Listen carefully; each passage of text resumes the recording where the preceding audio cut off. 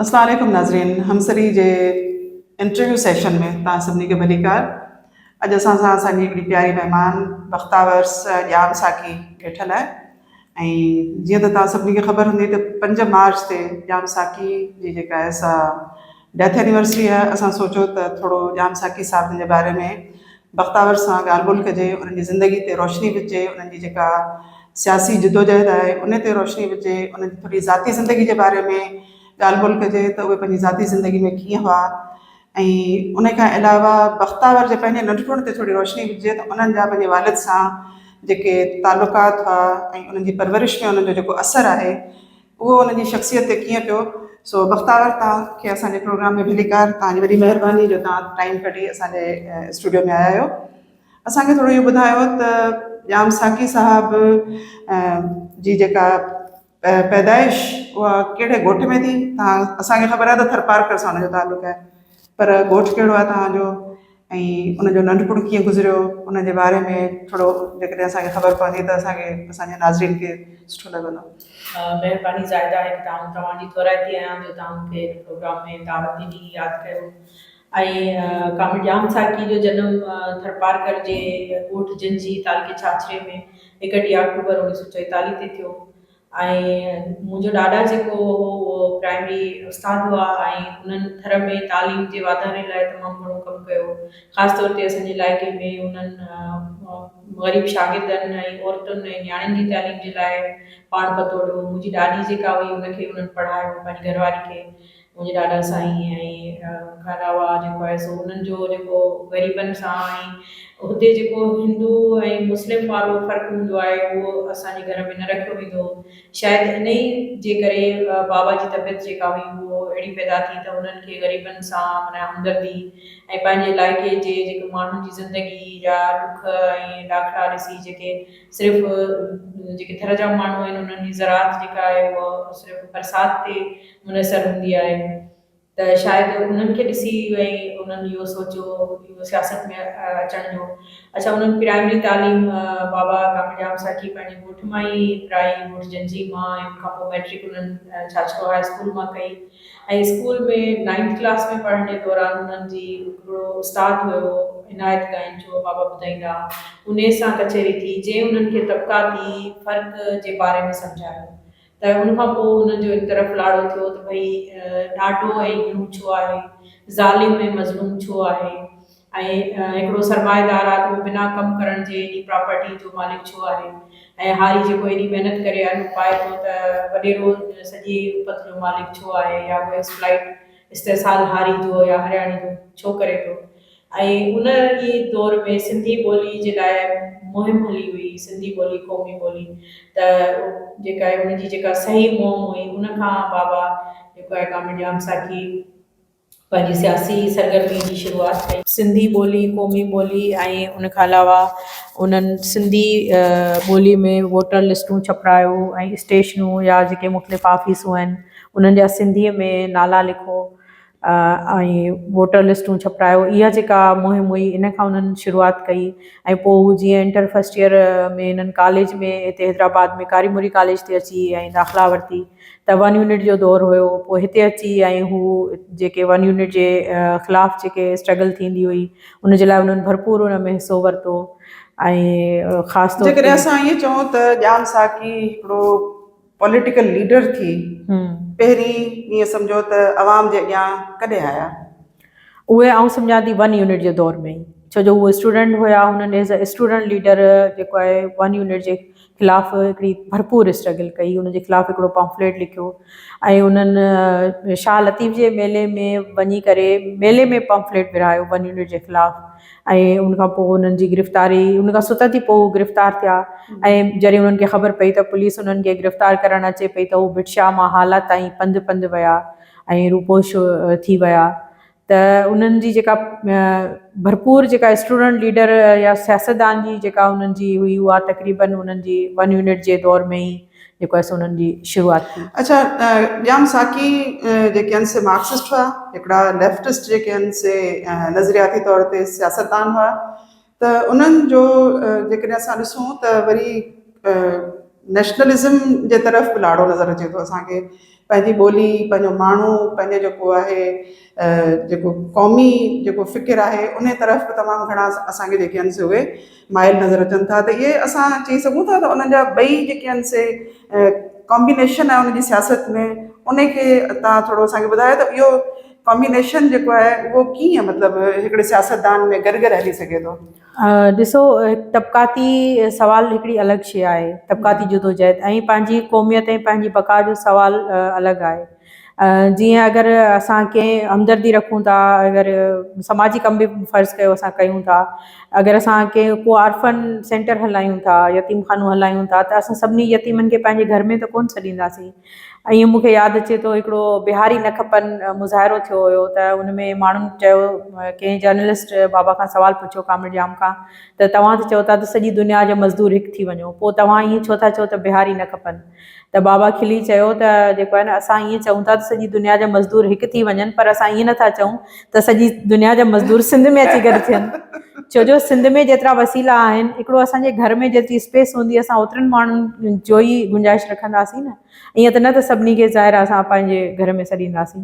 So as a Sindhi nation असांजी हिकिड़ी सुञाणप आहे, हिकिड़ी तारीख़ आहे, हिकिड़ी सकाफ़त आहे, असांजा राइट्स आहिनि, त उहो त असांखे पंहिंजी आइडेंटिटी न विञाइणी आहे न। बाबा खां मार्शल कोर्ट में हिकिड़ो सुवालु कयो वियो त तव्हां केरु आहियो, पंहिंजो तारुफ़ करायो, त बाबा चयो हो त आऊं 1400 सालनि खां मुस्लमान, 5000 सालनि खां सिंधी ऐं 1947 खां पाकिस्तानी आहियां। सो ज़ाहिर आहे त सिंधी हुअण ते त को ॿियो सवाल ई कोन्हे। पैदा थिए। सो इहो ज़बरदस्त आहे त हिकिड़ो लेफ्टिस्ट बि हुजे ऐं जेको आहे सो सिंधी नेशनलिस्ट बि हुजे। तमामु मूंखे ख़ूबसूरत कॉम्बिनेशन पियो लॻे, छो जो जेका तव्हां ॻाल्हि ॿुधाई त सभिनी मज़दूरनि खे असां जेको आहे सिंध में त कोन विहारे छॾींदासीं, इहा ॾाढी ख़ूबसूरत ॻाल्हि आहे। अच्छा, तव्हांजो नंढपण जेको आहे उहो केतिरनि सालनि ताईं ईअं सम्झो त पंहिंजे वालिद साहिब सां गुज़रियो, ऐं तव्हां उन्हनि जी सियासत जे मतिलबु सॼे हिनखे सफ़र खे तव्हां कीअं ॾिठो, हिकिड़ी धीअ जी जेका नज़र सां कीअं ॾिठो? असल में ज़ाहिदा मूंखे मुंहिंजी जितां यादाश्त शुरू थिए थी त मूंसां गॾु न अम्मा हुई न बाबा हुयो। छो जो जॾहिं मुंहिंजी यादगिरी जितां शुरू थी, मूं होश संभालियो त बाबा खे जेल में ॾिठो, ऐं अम्मा जे लाइ इहो ॿुधोसीं त अम्मा ईअं खूह में टपो ॾेई ऐं पंहिंजी ज़िंदगी ख़तमु करे छॾी। ऐं असीं जॾहिं बाबा सां मिलणु वेंदा हुआसीं, थर में इन सॼे अरसे दौरान असीं ॻोठ में रहंदा हुआसीं, छो जो ज़ाहिर आहे त बाबा जेल में हो, अम्मा हली वई हुई त गुज़ारे वई हुई, त ॾाॾा ऐं ॾाॾी वटि हुयासीं। पोइ ॻोठ मां असां ईंदा हुआसीं बाबा सां मिलणु जेल में। उतां तॾहिं रोड रस्ता बि कोन हुया, छकिड़ो हलंदो हुयो, हिकिड़ो ट्रक जहिड़ी मख़सूस हिकिड़ी गाॾी थर में हलंदी हुई, जेको वारी जे पिटनि ते हलंदी आहे। उनमें असीं सुबुह जो निकिरंदा हुआसीं त शाम जो अची उमरकोट या कुनरी शहर में पहुचंदा हुआसीं।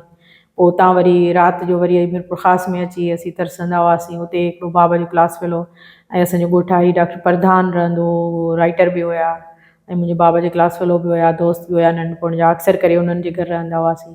पोइ ॿिए ॾींहुं वरी असीं ईंदा हुआसीं, पोइ हैदराबाद लाइ या कराची लाइ, जिते बि बाबा हूंदा हुआ। बाबा हैदराबाद में नारा जेल में रहिया स्टूडेंट लाइफ में, पोइ हिते हैदराबाद सेंट्रल जेल में रहिया, सखर जेल में रहिया, कराची लांडी जेल में रहिया, मुल्तान जेल में रहिया, ऐं सरहद में ख़ैबर पख्तूनख्वा में बि जेल में रहिया, बलोचिस्तान में मछ जेल में बि रहिया। पर मूंखे जेको यादि आहे त माना जॾहिं आउं नंढी हुयसि त मूंखे हैदराबाद, सखर ऐं कराची, लांडी जेल, ऐं ॿियो मिलिट्री में जेके उन्हनि जी पेशी थींदी हुई मिलिट्री कोर्ट में, उते जेके मुलाक़ातूं थींदियूं हुयूं उहे मूंखे यादि आहिनि। त उते ई जाम साकी केस जा सभु दोस्त बि ईंदा हुया। बहरहाल असीं ॻोठां निकिरंदा हुआसीं, पोइ ईअं कॾहिं गाॾी ख़राबु थींदी हुई त उते भिट ते सुता पिया हूंदा हुआसीं वारी ते। ऐं आउं नंढे हूंदे ॾाढी डिॼणी हूंदी हुअसि न, इहो जॾहिं गजगोड़ थींदी हुई ऐं या बलाऊं गर्मी जी मौसम में निकिरंदियूं हुयूं, त आउं राति जो जीअं सिजु लहंदो हो त खट ते चढ़ी वेही रहंदी हुअसि त आउं मथां खां भला भला अचे मूंखे चक पाए।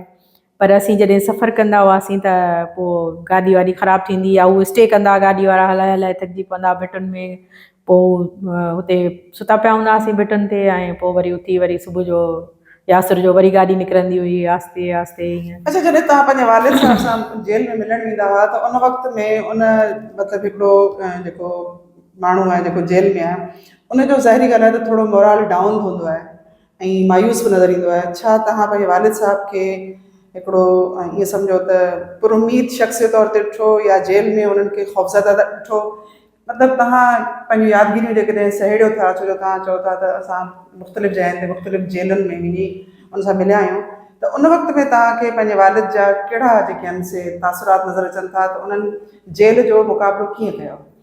अच्छा, मज़े जी ॻाल्हि, जॾहिं असीं वेंदा हुआसीं जेल में मिलणु त हुन जा जेल जा गेट वग़ैरह उतां जॾहिं पास करे असांखे हिकिड़े रूम में विहारियो वेंदो हो, मुलाक़ात वारो जेको कमिरो हूंदो हो हुन में, त उते जॾहिं असीं इंतज़ारु पिया कंदा हुआसीं त परे खां हिकिड़ो गूंजदार आवाज़ु ॿुधण में ईंदो हो ऐं उहो मुंहिंजे बाबा जो हूंदो हो ऐं हू उन सां गॾु अक्सर हुनजा ॿिया जेके साथी हूंदा हुआ उन्हनि खे पोइ गॾु वठी ईंदो हो, त मुंहिंजा ॿार ऐं मुंहिंजा अम्मा बाबा आया आहिनि, हलो तव्हां बि उन्हनि सां मिलो।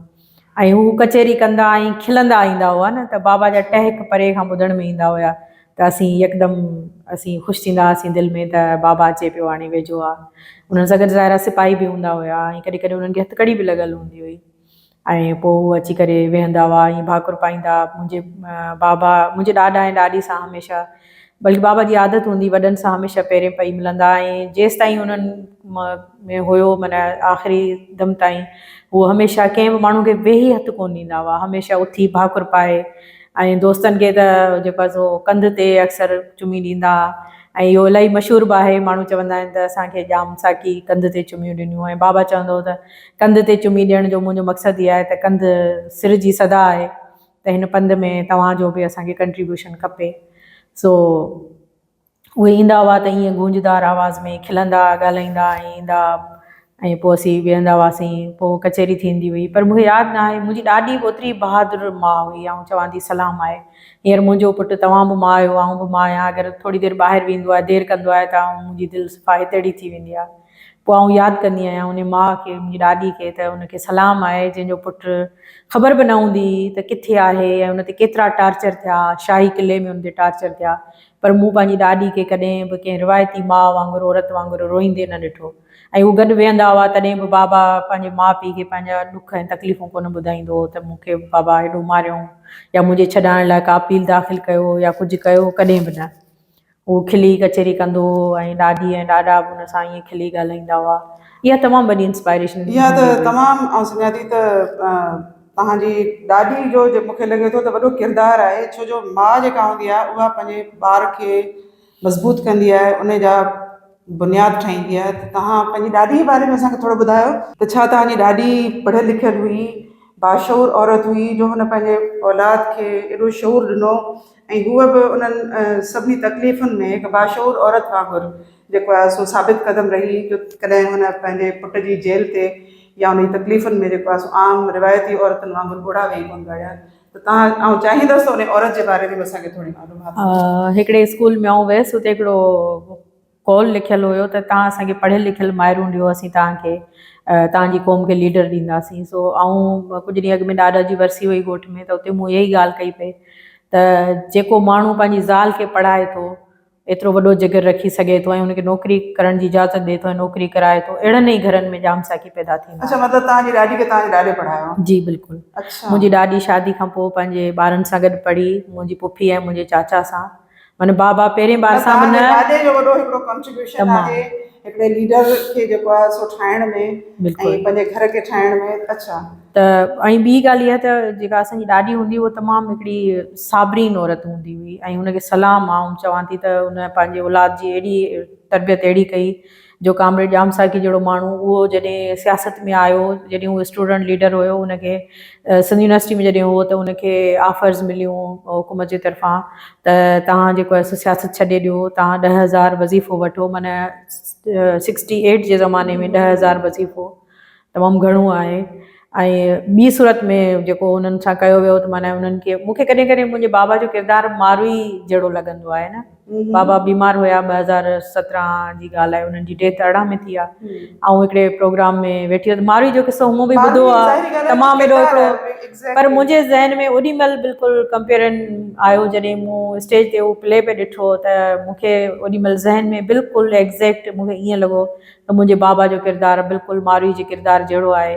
छो जो बाबा खे पहिरीं ऑफर्स ॾिनियूं वयूं, लालचूं ॾिनियूं वयूं, सियासत छॾे ॾियो, CSS कयो, पैसा वठो, ज़मीन वठो, पर उन्हनि जॾहिं आण न मञी, का उन्हनि जी ऑफर क़बूल न कई, तॾहिं उन्हनि खे जेको आहे सो गिरफ़्तार करे शाही किले में विझी उन्हनि ते सख़्तु बदतरीन टार्चर कयो वियो। उन्हनि खे क़ैद तन्हाई में रखियो वियो, सियारे में बर्फ़ ते लेटाए उन्हनि खे मारींदा हुया। ऐं बाबा जे जेको किताबु आहे फ़तेह आख़िर अवाम जी थींदी, जेल जी डायरी, उन में उन लिखियो बि आहे त हू मूंखे हिकिड़ा त अहिड़ा हूंदा हुआ जेके माना जेके अहलकार जेके तशदुद कंदा हुया उहे गारियूं ॾियण में बि एक्सपर्ट हूंदा हुया। ऐं मुछनि जा वार पटींदा हुया, ॾाढ़ी जा कोन पटींदा हुआ, त हीअ सुनत नबी आहे, ॾाढ़ी तंहिं करे मुछनि जा वार जिस्म जा वार पटींदा, ॾंभ ॾींदा हुया, सुयूं लॻाईंदा हुआ। त एतिरे हद ताईं टार्चर मिलण जे बावजूदि बि हुन माण्हू जी बहादुरी खे सलाम आहे। शायदि हुनजी माउ हुनजी सुती में इहा शइ विधी हुई, ईमानदारी ऐं ॿियो बहादुरी, त हुन एतिरो वॾो पंहिंजो किरदारु ऐं नालो वञ हू चाहे हा त हू अलाए केतिरो बंगला गाॾियूं सभु कुझु करे पियो सघे। ॾाढो नालो त असांखे ॿुधायो त उहा औरत जेका जे एॾो बहादुर पुटु जेको आहे उहो हिन क़ौम खे उनजो नालो छा हो? हुनजो नालो हो मीअं बाई। मीअं बाई, हा। ऐं उहो वाकई पंहिंजी तबियत में मींहं जहिड़ी थधी ऐं मतिलबु मींहं जहिड़ी थधी ऐं प्यार सां वसंदड़ औरत हुई। असांखे कॾहिं हुन दड़को बि न ॾिनो, असांखे एॾे प्यार सां हुन पालियो। अच्छा ॾिसो, अॼुकल्ह असां ॾिसूं था त वालदेन जो किरदारु बिल्कुलु तब्दील थी वियो आहे। ऐं हींअर रिसेंटली असां ॾिसूं पिया त नौजवान त पैसनि जी लालच में अलाए कहिड़नि मतिलबु सरगर्मियुनि में मुलविस असांखे नज़र पिया अचनि। ऐं उहा लालच उहो नौजवान जेको आहे उहो पाण सां पैदा कोन थो मतिलबु थींदे वक़्तु खणी अचे, बल्कि उहा लालच हुनखे वालदेन जे तरफ़ खां घर मां थी मिले। पर तव्हांजो घराणो जेको आहे उहो हिकिड़ो मतिलबु अहिड़ो घराणो आहे जिथे हिकिड़ो लीडर पैदा थो थिए। हिकिड़ी माउ जेका आहे मीअं बाई, उहा पंहिंजे ॿार खे पैदा करे क़ौम जी जेका रहनुमाई जे लाइ छॾे थी ॾिए। ऐं तव्हांजो ॾाॾो, जंहिंजी मूं शायदि ॻाल्हि ॿुधी आहे त उन पंहिंजी ज़मीन जेका आहे स्कूल जे लाइ वक़्फ़ु करे छॾी, उनजे बारे में असांखे थोरो ॿुधायो त असांजे माण्हुनि खे ख़बर पवे त हीअ किरदारु जेके हुआ, जॾहिं अहिड़ा किरदार हुआ तॾहिं अहिड़ा लीडर पैदा थिया। बिल्कुलु इहो हक़ीक़त आहे।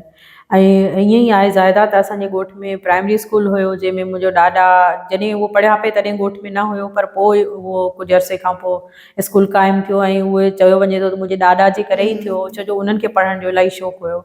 ऐं उनखां पोइ जीअं उहो अॻे फाइनल ते उस्ताद जी प्राइमरी टीचर जी नौकिरी मिली वेंदी हुई त उहो टीचर थिया, त उन्हनि ॻोठ में मिडिल स्कूल खोलायो कोशिशूं वठी। ऐं उनखां पोइ वरी कुझु सालनि खां पोइ कोशिशूं वठंदे वठंदे उनखे मिडिल स्कूल खे हाई स्कूल करायो।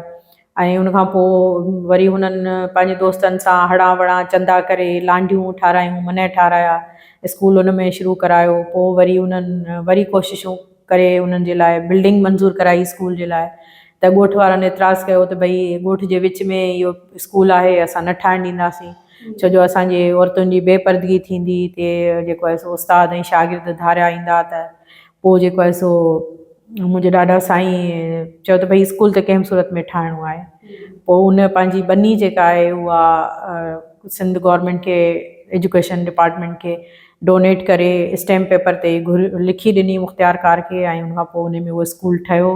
ऐं उहो उनखां पोइ तक़रीबन 10-12 साल थी विया आहिनि उन स्कूल में। हाणे हायर सेकेंडरी स्कूल थी वियो आहे, अपग्रेड थी वियो आहे। ऐं इन जमहूरी हुकूमत पीर मज़हर जॾहिं वज़ीर तालीम हुया त उन्हनि उन स्कूल खे मुंहिंजे ॾाॾा साईं सचल जे नाले सां मनसूब कयो आहे। माना सचल जंजी हायर सेकेंडरी स्कूल आहे। ऐं तमामु हिकिड़ो जेको आहे रुॻो इहो न, पर उहो ग़रीब शागिर्दनि खे पंहिंजे घर में राहींदा, उनजे लाइ बि उन्हनि चौराथर में हिकिड़ो मख़सूस हिकिड़ो बिल्डिंग हूंदी आहे, घर हूंदा आहिनि, त चौरा उन्हनि ठाराए ग़रीब शागिर्दनि केतिरनि खे उते रहायो। ऐं मुंहिंजी ॾाॾी जो मूं ॿुधायो त शायदि तव्हांखे ॿुधायो त उन्हनि खे जेको आहे सो उन्हनि जो जवानी में ई उन्हनि खे ट्यूमर थियो, त उन्हनि जो हिकिड़ो पेर मुंहिंजी ॾाॾी जो कटियल हो। उनजे बावजूदि हुन एॾी हिमत ऐं हौसले वारी औरत हुई, जंहिं माउ हुई जंहिं हिन क़ौम खे जाम साकीब ॾिनो, असांखे बि पालियईं। उनखां अलावा स्कूल में जेके पढ़ंदड़ शागिर्द हुआ, अलाए केतिरा उन्हनि खे मानियूं, खीर, लसियूं उहे ॾींदी हुई। स्कूल जे उस्तादनि खे जेके परे जे ॻोठनि जा उते रहंदा हुया, स्कूल में पढ़ाईंदा हुया। त उन्हनि जे हिकिड़ो अज़ीम किरदारु आहे जंहिं ते हिकिड़ो किताबु लिखणु खपे। बिल्कुलु। ऐं तव्हांखे इन कम जे लाइ जेको आहे सो अॻियां वधी ऐं क़दम खणणु खपे त तव्हां पंहिंजी ॾाॾी ते जेको आहे सो हिकिड़ो किताबु लिखो त हू किरदारु कहिड़ो हो, कीअं हुनजो नंढपण खां वठी जेकॾहिं तव्हां उन ते लिखंदव त असांजे क़ौम खे हिकिड़ी सुठी जेका आहे सा हीरोइन आउं सम्झां थी, she is a real heroine of the nation. अच्छा, तव्हांजी वालदा जे बारे में असांखे ॿुधायो। तव्हांजी वालदा, मूं ॿुधो आहे त जॾहिं तव्हांजे वालिद साहिब जी गिरफ़्तारी थी थिए मुंहिंजे ख़्याल में 70s में, जी हाँ। त उन खां पोइ उन्हनि खूह में टिपो ॾेई ऐं पंहिंजो अंत आणे छॾियो। त इहो सॼो मतिलबु कीअं थियो? छा उन्हनि खे ख़बर कोन पई त उहे गिरफ़्तार आहिनि, या का ख़बर अहिड़ी पई जंहिंसां उन्हनि खे मतिलबु इहे चइजे त डिसइंफॉर्मेशन पकड़िजी वई हुई, या छा थियो? बिल्कुलु ईअं ई चई सघिजे थो। उहो दौरु तमामु ॾुखियो हुयो। मार्शल आर्ट जो हसन नासिर खे शहीद कयो वियो ऐं उहो कम्युनिस्ट पार्टी जो जेको आहे सो हिकिड़ो तमामु हिकिड़ो ज़बरदस्त कारकुन हुयो। ऐं उहो बाबा जो 7 दफ़ो गिरफ़्तारी हुई। बल्कि 7 दफ़ो न, सॉरी 8 दफ़ो। 10 डिसंबर 1978 में बाबा जॾहिं 8 दफ़ो गिरफ़्तार थियो। उन खां अॻु में केतिरा ई दफ़ा 7 दफ़ा अॻु में गिरफ़्तार थी चुको, रूपोश बि रहियो। त बाबा जी गिरफ़्तारी ज़ाहिर न पई कई वई ऐं गिरफ़्तार करे ऐं उन्हनि खे किथे माना टार्चर कयो पियो वियो ऐं ख़बर न हुई त किथे आहे, कीअं आहे, ज़िंदा बि आहे या न। त अख़बारुनि में ज़ाहिर उन टाइम में जाम साकी स्टूडेंट लीडर हिकिड़ो तमामु वॾो हिकिड़ो नालो हुयो ऐं अख़बारुनि में हूंदो हो। त अख़बार में इहो आयो त कामिल जाम साकी खे जेको आहे सो गिरफ़्तारी खां पोइ शायदि टार्चर करे मारियो वियो आहे, छो जो उनजी गिरफ़्तारी ज़ाहिर न पई कई वञे।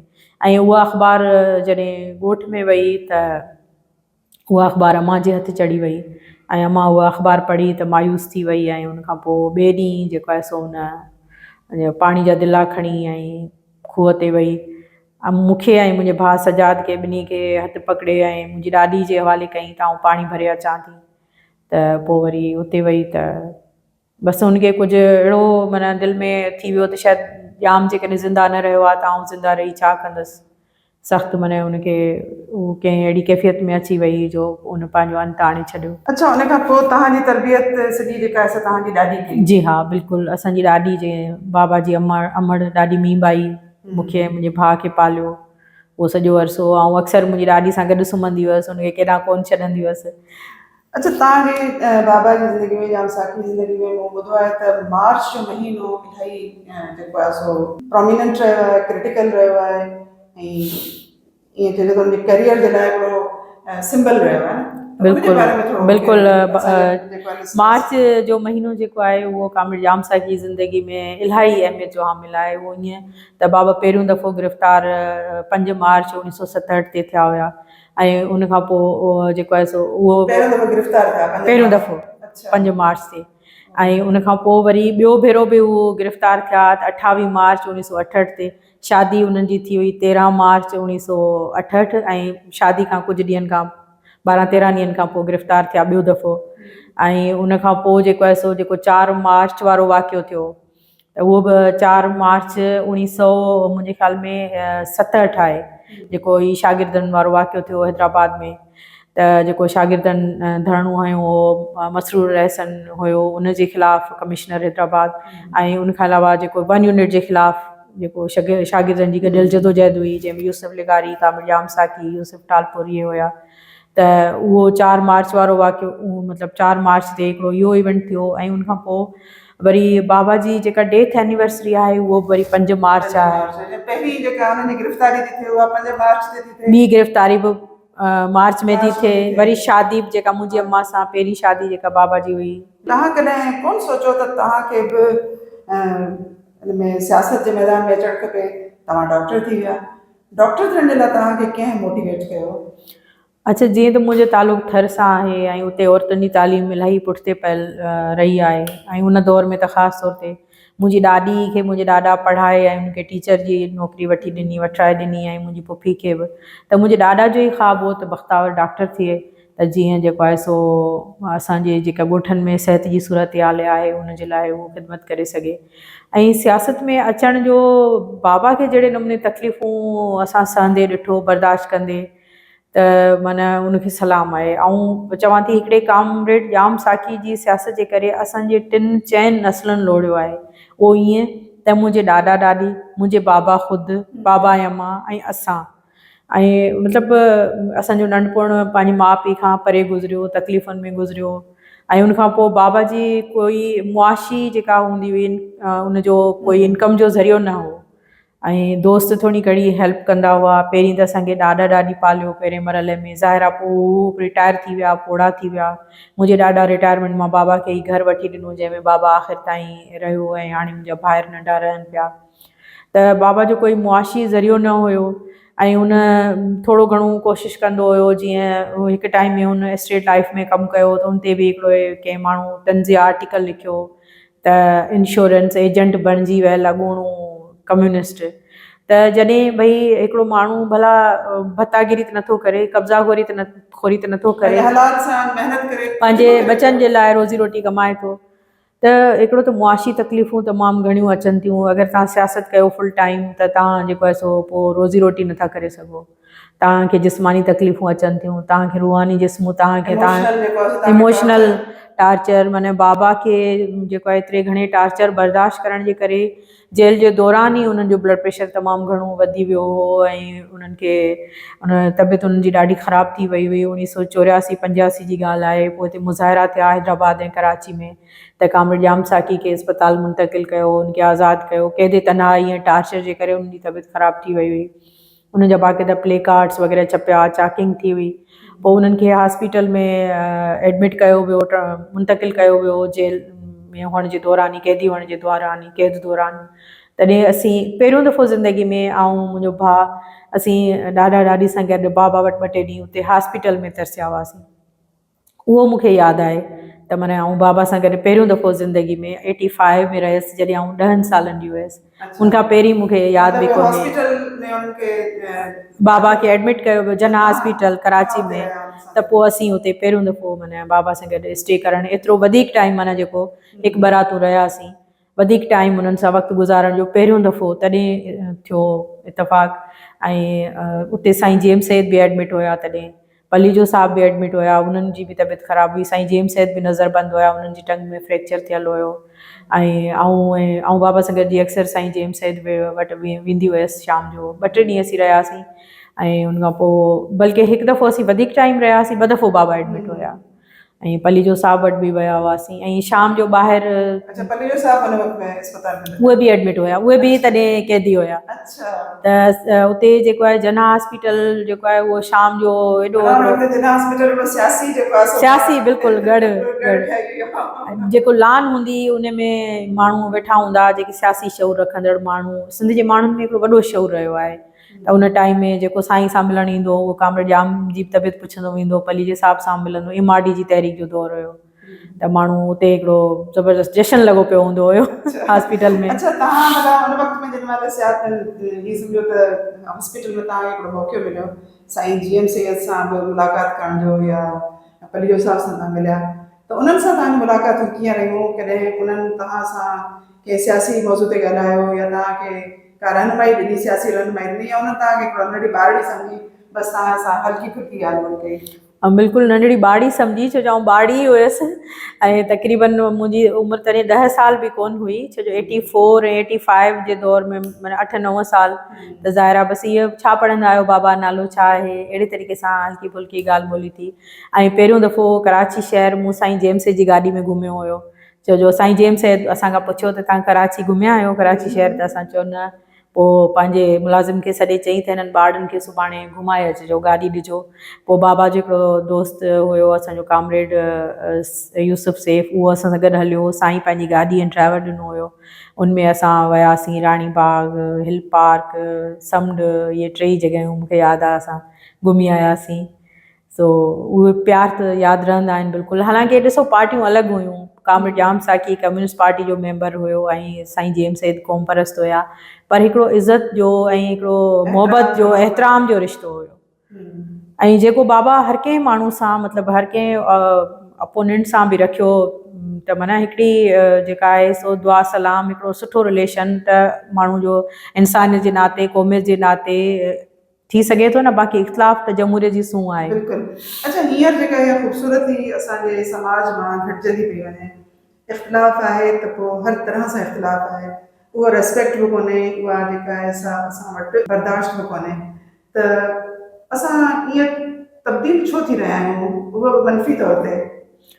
ॾिसो उहो ई ॻाल्हि आहे न, त असां में क़ुवत बर्दाश्त जेका आहे न ज़ाइदा घटिजंदी पई वञे। अॻे जेको आहे असां में बर्दाश्त असांखे असांजा वॾा बि सेखारींदा हुया, असां पाण बि कोशिशि कंदा हुआसीं। मक़सदु आऊं जीअं माना बिहेव कंदी आहियां, मूं जीअं पंहिंजे बाबा खे ॾिठो, जीअं पंहिंजी ॾाॾी खे ॾिठो, ऐं कोशिशि कंदी आहियां त आऊं कंहिंजी दिलि न ॾुखायां। ऐं सोचींदी आहियां माण्हू चवंदा त कामिड़ जाम साकी कहिड़ो हुयो ऐं हुनजा औलाद हुनजो ॾिसो, हुनजी धीउ ॾिसो। मुंहिंजी कोशिशि हूंदी आहे त आऊं कंहिंसां बि ईअं न ॻाल्हायां, रुखो न ॻाल्हायां, कंहिंखे बि कंहिंजी बि दिलि आज़ारी न कयां जो उहो ईअं सोचे त हिन जा वॾा कीअं हुया ऐं हीअ कीअं आहे। सो असांखे जेको असां में उहो को ते बर्दाश्त हाणे न रही आहे। असां सोचूं था त अगरि अॻे असांखे कुझु चयो त असां जेसिताईं हुन खां 10 दफ़ा वधीक न ॿुधाईंदासीं ॻाल्हियूं त तेसिताईं जेको आहे सो इहो सही न थींदो, हालांकि इहो ग़लति आहे। अच्छा, जाम साकी केतिरा किताब लिखिया, कहिड़ा कहिड़ा किताब लिखिया जेके पब्लिश थी चुका हुजनि, या उन्हनि जो को मवाद अहिड़ो आहे जेको अञा अनपब्लिश्ड जेको आहे सो तव्हां वटि पियल हुजे? न, अनपब्लिश्ड त न आहे, उन्हनि जा काफ़ी किताब छपिया। हिकिड़ो उन्हनि जो नाविल खावड़ी खिजनि, जेल डायरी फ़तेह आख़िर अवाम जी थींदी, ऐं सिंध जी शागिर्द सियासत, ऐं चखी जे चेत करे, ऐं उनखां अलावा हिकु अधु ॿियो बि को बुक आहे। 7 बुक टोटल उन्हनि जा छपिया आहिनि। ऐं उन्हनि जेको आहे 1-2 मैगज़ीन बि कढिया, हलचल, सुर्ख परचम अख़बारूं, ऐं इहे जेके मैगज़ीन हूंदा आहिनि 15 रोज़ा वग़ैरह, इहे उन्हनि कढिया। त ऐं शाइरी जेका हुई उहा उन्हनि जी घटि हुई, पर उन्हनि एॾी सहिड़ी कोन, मतिलबु कंहिं को हिकिड़ो किताब जो या कंहिं हिकिड़ो 2 नज़्म उन्हनि जा आहिनि जेके फ़तेह आख़िर अवाम जी थींदी किताब में आहिनि, पर उन्हनि जो जेको आहे सो शाइरी जो अलॻि सां को किताब न आहे, पर टोटल उन्हनि जा 7 किताब छपियल आहिनि। अच्छा, हलंदे हलंदे सियासत कंदे कंदे जाम साहब लेफ्टिस्ट वरी अची था वञनि, पीपल्स पार्टी में शामिल था थी वञनि। इहो भला हिकिड़ो चैप्टर जेको आहे उहो ज़िंदगी में हुनजे कीअं शुरू थियो? असल में जॾहिं इहे जेल मां आज़ादु थिया त किन ॻाल्हियुनि ते हिननि जे दोस्तनि में थोरो इख़्तिलाफ़ पैदा थिया हुआ, त उन करे पोइ कुझु दोस्त साइड ते थी विया हुया। ऐं उनखां पोइ हिकिड़ो माण्हू जो जेको हूंदो आहे न, जीअं चइबो आहे त रोल मॉडल, सोवियत यूनियन इनक़लाब जी शकिल में हिननि जे लाइ रोल मॉडल हुयो, कामरेडनि जे लाइ, कम्युनिस्टनि जे लाइ, तबक़ाती जुदोजहद करण वारनि जे लाइ। ऐं उहा जॾहिं सोवियत यूनियन टुटो त ईअं सम्झो त हितां वारा कम्युनिस्ट या तबक़ाती जुदोजहद करण वारा माण्हू बंदर मां टुटी पिया हुआ। ऐं ज़ाहिर आहे हिकिड़ो माण्हू एतिरियूं तकलीफ़ूं भोगे थो, जेल काटे, क़ैदे तन्हाई, बीमारी ॾिसे थो। बाबा खे जेको आहे सेरिब्रोवेस्कुलर अटैक थियो 93 में, ऐं उन में उहो बेहोश थी विया। इलाही अरसो ICU में तक़रीबन 15-20 ॾींहं हुया। उनखां पोइ उन्हनि जो ॿाहिरि इलाजु थियो। त उनखां पोइ ज़ाहिर आहे त इंसानु थकिजे थो। ऐं ॿी ॻाल्हि इहा त वरी बि हुननि खे अवाम में रहण जे लाइ को प्लेटफॉर्म खपे, त उहो प्लेटफॉर्म हुननि खे पीपल्स पार्टी में नज़र आयो।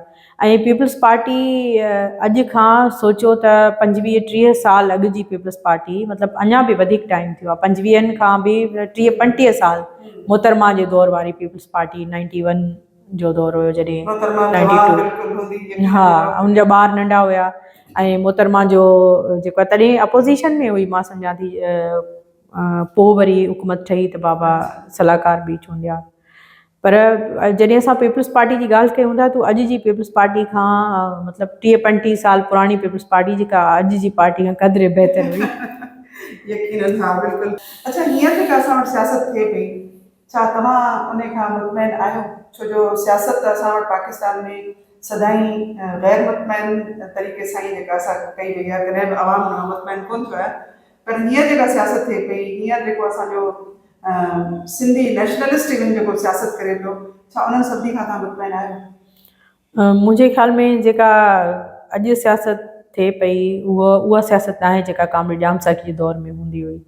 छो जो उन दौर में सचाई हुई, ऐं जेके माण्हू सियासत कंदा हुया उहे पंहिंजे मतिलबु मक़सद ते बीहंदा हुया, कंप्रोमाइज़ न कंदा हुया। नज़रियाती सियासत हूंदी हुई, ॾेखाव जी सियासत न हूंदी। अॼु ताईं माण्हू उनखे लीडर असांजा नौजवान सम्झनि ई नथा अॼु जे दौर में, जंहिं वटि गाॾी न आहे, जंहिं वटि बंगलो न आहे, जेको हीअं चइनि 5 मतिलबु हीअं काफ़िलनि जी सूरत में नथो पुॼे, जंहिं वटि वॾी गाॾी कोन्हे, जेको हीअं अचनि था अॼुकल्ह जा तव्हां ॾिठा आहिनि लीडर प्रोग्राम में अचनि था, स्पीच करे ऐं पाण हलिया था वञनि, ॿिए कंहिंखे ॿुधनि ई नथा।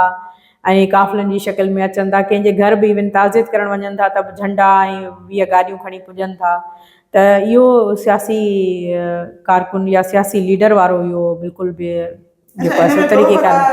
इन में दो आवाम जो आहे या लीडर जो आहे जेको तव्हां चओ पिया? ॿिन्ही जो आहे छो जो असांजे माण्हुनि बि असांजे नौजवाननि बि पढ़णु छॾे ॾिनो आहे। उन्हनि खे ख़बर कोन्हे त कीअं सियासतदान हूंदा हुआ, कीअं जदोजहद थींदी हुई। ऐं छो जो हींअर मां सम्झां थी घणा जेके नौजवान आहिनि उहे इन शइ खे पढ़नि ई नथा त कामिल जाम साकी जो किरदारु कीअं हुयो, पलीजे साहिब जो किरदारु छा हुयो, आरी सर जो किरदारु छा हुयो। तमामु चंद अहिड़ा नौजवान हूंदा जेके पढ़नि था, बाक़ी न। त उहे सम्झनि था त हीअ जेके अॼुकल्ह जेके इहे वॾनि गाॾियुनि में ऐं जेके चश्मा पाए ऐं घुमनि पिया ऐं 2-3 पाण सां चमचा गॾु खणी उहे ई सियासतदान आहिनि। अच्छा बख़्तावर, असांखे तव्हां थोरो जाम साहब जे ज़िंदगी जे बारे में थोरो ॿुधायो त उहे पंहिंजी ज़िंदगी में कीअं हूंदा हुआ न। हिकिड़ो पॉलिटिकल लीडर ज़ाहिरी ॻाल्हि आहे त उनखे हर वक़्तु हिकिड़ो क्राउड खपे, जेकॾहिं वञे थो केॾां त उनजे लाइ हिकिड़ी जेका आहे सा जीअं चइजे त माण्हुनि जो हल्को हुजणु खपे या हुननि जी ज़िंदगी सादगी सां गुज़री। ऐं उन खां अलावा इहो बि असांखे ॿुधायो त जाम साहब छा पॉलिटिकली जेको आहे सो सिर्फ़ु ईअं सम्झो त प्रैक्टिकली पॉलिटिक्स कई या पॉलिटिक्स जे बारे में उन्हनि वटि का तालीम हुई? अच्छा, हिकिड़ी ॻाल्हि इहा त जेको आहे सो कामिल जाम जे वालिद साहब जो ख़्वाबु हुयो त जेको आहे मुंहिंजे ॾाॾा जो त उहे डॉक्टर थियनि, जाम साकी डॉक्टर थिए। छो जो पढ़ाई में तमामु घणो बाबा होशियारु हूंदा, पर उहो हिन तरफ़ अची विया पॉलिटिक्स जी तरफ़ त उन्हनि जेको आहे सो पॉलिटिक्स वारो रस्तो अपनायो ऐं उन्हनि जेको आहे सो MA पॉलिटिकल साइंस कई। ऐं उनखां अलावा ज़ाहिर आहे पॉलिटिक्स ते इलाही किताब पढ़िया ऐं जेको आहे सो सियासत करण जे लाइ हूअं ज़रूरी न आहे त माण्हू सियासत जेको आहे सो पढ़े, पर बहरहाल हुननि जो जेको मास्टर्स पॉलिटिकल साइंस में थियल हुई ऐं उहो तबियत में इंतिहाई पंहिंजे उथण वेहण में तमामु सादा हूंदा हुया। ऐं घुमण फिरण में किथे बि उन्हनि खे वञिणो हूंदो पहिरें पंधु हलिया वेंदा, रिक्शा में, बस में, कंहिं दोस्त सां गॾु कंहिंखे रिक्वेस्ट करे छॾी तूं हेॾा तव्हां वञो था मूंखे वठी हलो। ऐं उन्हनि खे जीअं उन्हनि जा इलाही सारा दोस्त हुआ, सपोर्टर हुआ, जिन काफ़ी दफ़ो चयो त तव्हांखे गाॾी ऐं ड्राइवर वग़ैरह ॾियूं या मुलाज़िम ॾियूं त जीअं तव्हां मूव करे सघो आराम सां, पर हुननि इहो कॾहिं बि न रखियो। इवन हू जॾहिं सलाहकार हुया वॾे वज़ीर जा पीपल्स पार्टी में जॾहिं हुआ, तॾहिं बि हुननि गार्ड वार्ड कॾहिं बि न खयां। उहो घर में केरु ईंदो त पाण दरवाज़ो खोलींदा, घर में अची करे चांहि खणी वञी उतां बैठक हूंदी उते वञी करे पाण दोस्तनि खे ॾींदा हुया। ऐं कंहिं प्रोग्राम में अगरि हू वेंदा हुआ त ख़ामोशी सां वञी वेही रहंदा हुया ऐं उन्हनि खे इहो न हूंदो त मूंखे प्रोग्राम में भलीकार न कई वई या मूंखे स्पीच न कराई वई मूंखां या मूंखे मां किथे वेठसि, उहो उन्हनि खे उन शइ सां फ़र्क़ु न पवंदो।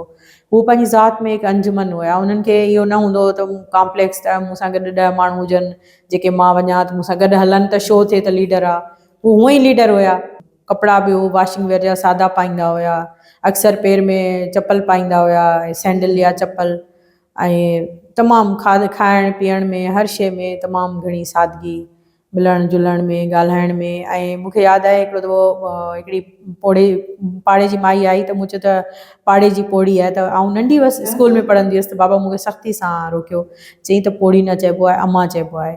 त माना उहो इलाही प्यार ऐं एतिराम सां हर कंहिंसां ॻाल्हाइणु, ऐं ईअं न हूंदो त कंहिंसां माना असांखे बि कॾहिं हुननि न छिड़बियो न दड़को ॾिनो, पर इन ॻाल्हि ते नाराज़ थींदा त स्कूल जी मोकल बिना कंहिं सबब जे न कयो, उन ते इलाही नाराज़ थींदा हुया। ऐं ॿियो अगरि खाधो बचाए छॾियो त उन ते बि नाराज़ थींदा त खाधो वेस्ट न कयो, जेतिरो तव्हांखे खाइणो आहे ओतिरो खणो, माना उन ते थोरो ईअं माना चवंदा हुया, पर हुननि खे कॾहिं जेको रिसोर्सिस जी उन्हनि खे क़द्र क़ीमत जी ख़बर हुई। बिल्कुलु अन्न जे दाणे जे पुठियां महिनत हिकिड़े हारी जी हूंदी आहे, त उहा असांखे सभिनी खे पंहिंजे ॿारनि खे सभु शयूं सेखारणु खपनि। मां चाहींदसि त तव्हां आख़िर में हिकिड़ो मैसेज ॾियो जाम साकी जी धीउ जी हैसियत सां, त नौजवान जेको आहे पंहिंजो पाण खे कहिड़े तरीक़े सां प्रूव करे त उहो सिंध जो हिकिड़ो सचो सपूत बि आहे ऐं हिन धरती सां ॻंढियल बि आहे, हिन धरती जे लाइ सचाई सां कमु बि करे थो ऐं सियासत में बि हिसो वठे। उनखे कहिड़े क़िस्म जी जेका आहे सा सियासत करणु खपे या कहिड़ा नज़रिया जेके आहिनि उनखे जेके आहिनि से इख़्तियार करणु खपनि, या कीअं हुनखे जेको आहे सो एक्टिवली पार्टिसिपेट करणु खपे जो सिंध जे लाइ जेको आहे सो कुझु मस्बत किरदारु अदा करे सघे। ॾिसो, सिंध जे नौजवान खे सभ खां पहिरीं त पंहिंजी तालीम ॾांहुं ध्यानु ॾियणु खपे बहितरीनु। ऐं उनखां पोइ जेको आहे पंहिंजो कैरियर उनजो मज़बूत हुअणु खपे। जेकॾहिं हू सियासत में बचे थो त उहो उनखे इहो सम्झणु खपे त कंहिं बि वॾेरे सां बीहण सां असांजा मसइला हल न थींदा। जेसिताईं असां तबक़ाती सियासत जो रस्तो न वठंदासीं असांखे कॾहिं बि छुटकारो न मिलंदो।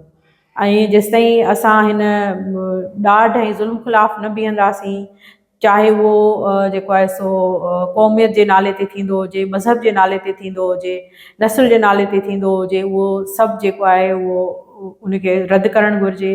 ऐं जेसिताईं असां हिक ॿिए खे बुनियादी इंसानी हक़ न ॾींदासीं ऐं असां हिक ॿिए जे लाइ असां तबक़ाती जुदोजहद न कंदासीं, जेसिताईं असां पढ़ंदासीं लिखंदासीं न, कैरियर न ठाहींदासीं ऐं पंहिंजे पाण सां ऐं पंहिंजी क़ौम सां सचा न थींदासीं, तेसिताईं असांजो अॻियां वधणु, असांजो जेको आहे सो हिन असांजे मुल्क जो, असांजे समाज जो, असांजी सिंध जो तेसिताईं जेको आहे क़ाइमु रहणु इहो तमामु घणो मुश्किल ऐं नामुमकिन आहे। Thank U Bakhtawar. नाज़रीन, तव्हां अॼु असांजी बख्तावर सां ही जेका आहे सा थोड़ी पॉलिटिकल, थोड़ी ज़ाती कचहरी जेका थी आहे, उम्मीद आहे तव्हां पसंदि कई हूंदी।